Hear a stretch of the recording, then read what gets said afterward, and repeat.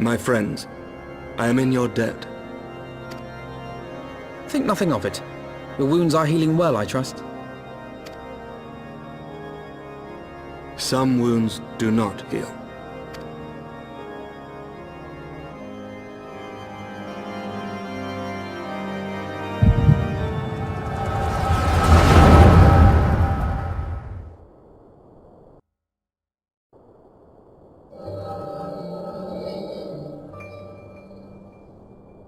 The founding. The scriptures, 1,000 years of lies, all to deceive the common man. Nay, our own brothers and sisters. For the blood of the Knights 12 flows within all our veins. You knew this to be true. You knew, and you concealed it.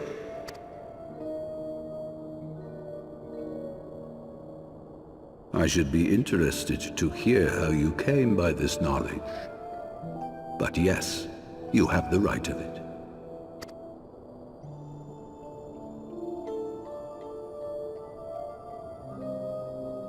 The architects of Ishgard, King Thordan and his Knights 12, entrapped and butchered the great worm, Ratatoskr, that they might partake of her eyes and thereby transcend their mortal limits.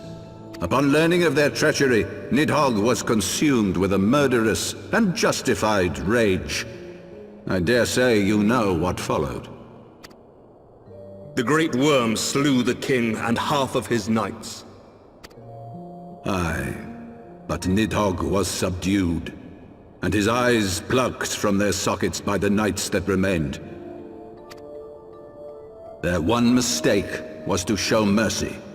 For from his brother Hraesvelgr did Nidhogg receive a new eye, thus rejuvenating his form and empowering him to embark upon an eternal quest for vengeance. Whilst Thordan's son Haldreth took one of Nidhogg's eyes and learned to wield its power in defense of his people. Thus was the first Azure Dragoon born, and ever since that time, his honored successors have risen to drive Nidhogg from our lands whenever the worm has returned to plague us.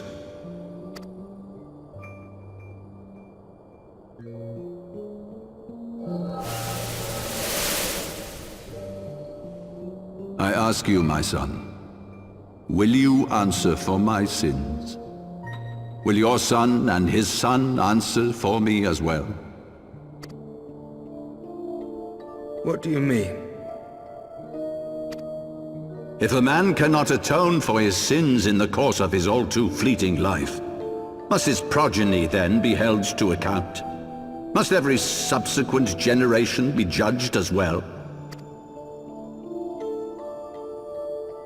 Thordan's betrayal of Ratatoskr was an unconscionable, unforgivable sin. Should we then, as his descendants, meekly surrender ourselves to an eternity of punishment? Nay, say I would not see our children sacrificed in a vain attempt to appease an implacable foe.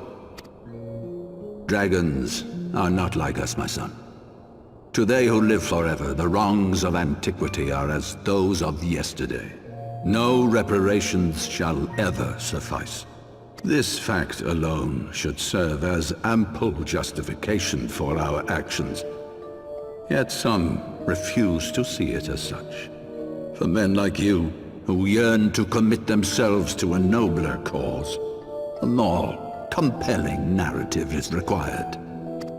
This is your solution. This is how you protect our people. You have given us a lost cause, a death sentence. With your compelling narrative, you but doom our countrymen to give their lives for a lie. And they do so gladly. Highborn and lowborn alike are proud to serve, to fight and die for their country. And what would you say to them? What would you tell the wives who have lost their husbands?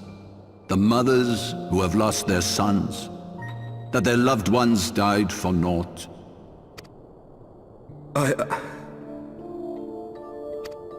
Over the course of 1,000 years, countless men have donned these robes, and every one of them came to accept the necessity of this solution. Once, I hoped you might come to accept it as well.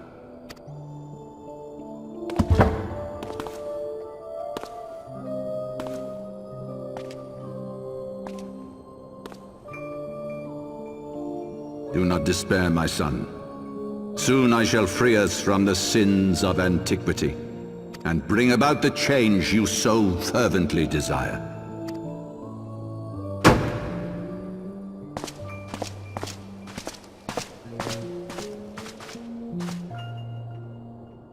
If he has spoken with others, I would have their names.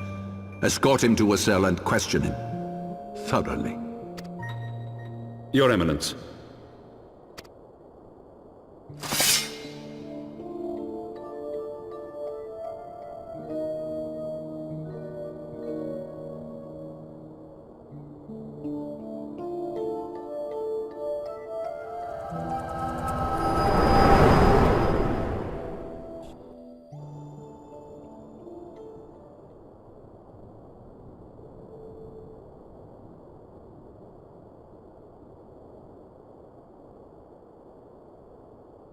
You saw something, did you not? A vision of the past?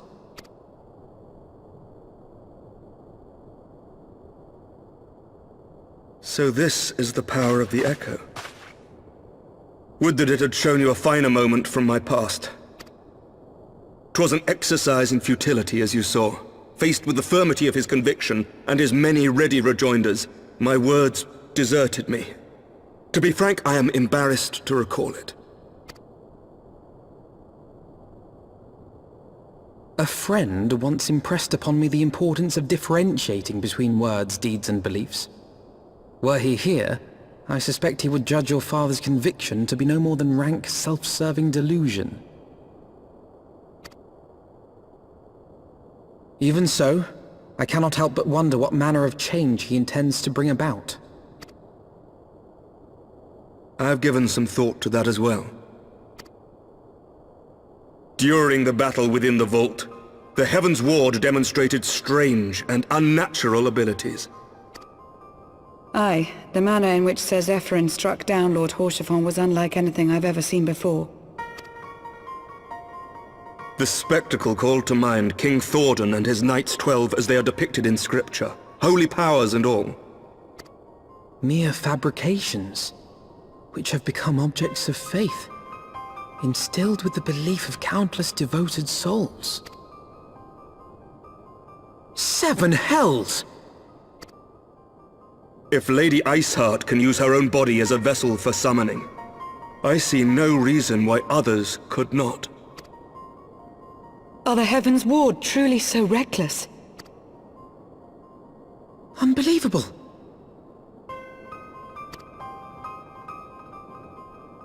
As they fled, my father spoke of Aziz La. Though I know not what he intends, I fear no good shall come of it. His ambitions are too great, and his minions too powerful.